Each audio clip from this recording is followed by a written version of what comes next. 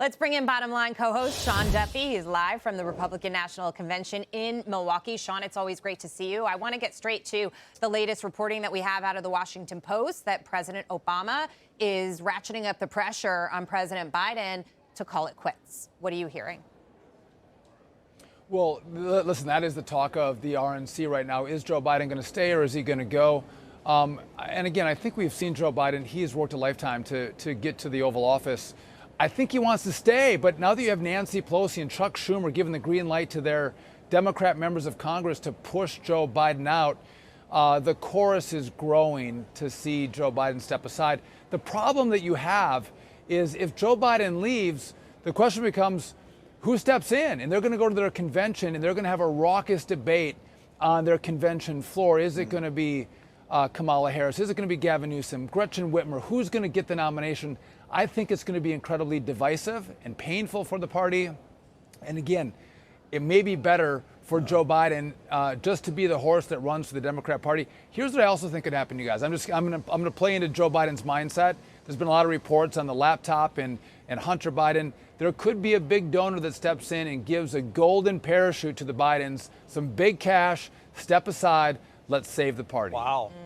All right, Sean, let's push ahead to tonight. Former President Trump is going to speak. We've been talking for days about the whole speech being rewritten. I think Grady just reported that Trump wrote the whole thing himself, every single word.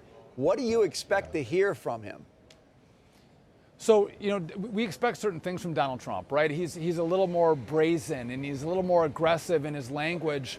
And I think just by what we've seen as he's stepped on to the floor of the convention every night, when you have a near-death experience, I haven't had one, I think it changes your perspective on life. And, what does it mean? And how do I want to engage the people around me? The fact that he was not going to invite Nikki Haley. Nikki Haley was not coming to this convention. After that assassin's bullet, he invited Nikki Haley to come and go, you know what? If I want to unify America, I first have to unify my own party. All of his primary opponents were speaking from the convention floor. So I think you're going to see Donald Trump talk about policy, talk about a very distinct difference in the viewpoints of Democrats and Republicans. The common sense that you've been hearing for the last 3 days from this convention, you're going to hear again tonight. But I think he's not going to, he's had some very tough words for Joe Biden. I think that's probably not going to be as prominent in the speech, but a vision and hopefulness for America is what you're going to hear from Trump and what he can do to make America great once again. I think that's the theme of the night. Yeah, definitely just a different tone that we've seen from President Trump this week, Sean. I do want to broaden out for a second, though, because this entire week feels like the Republicans have a lot of momentum, right? The speeches have been strong. I think the themes each night have really spoken to voter concerns. But let's be real, 3 months, long time until game day.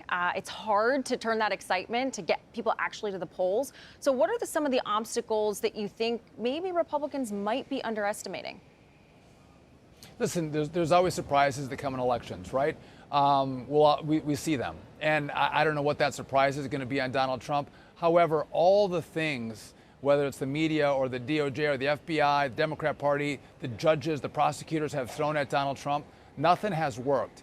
And so I do think those late election surprises that could be put on Donald Trump's lap are going to have very limited impact because the voters have seen everything that anyone could throw at Trump and he's still standing, which, by the way, if you're a Democrat, you're like, listen, I got to tell you, it was a pretty great convention, really great speakers. This party that was supposed to be disunified and fractured around Donald Trump, you're here. There is unification around Donald Trump. People I know from around this state, where I'm from, Wisconsin, we're begging to get tickets to come to this convention. They first said no.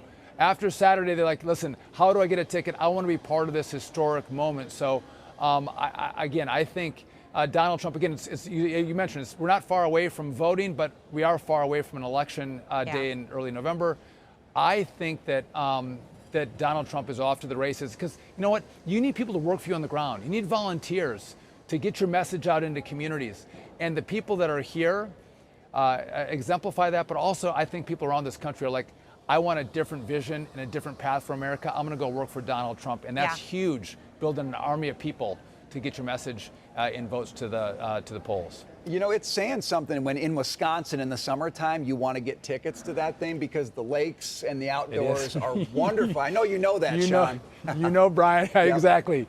And it's been hot here. I'm like, a suit's not so great. Maybe some shorts and sandals would be awesome. Exactly. But suit's a little hot. I'm sweating. Well, it's been an incredible week so far. Not even done yet. Sean, always great to talk to you. Thank you so much.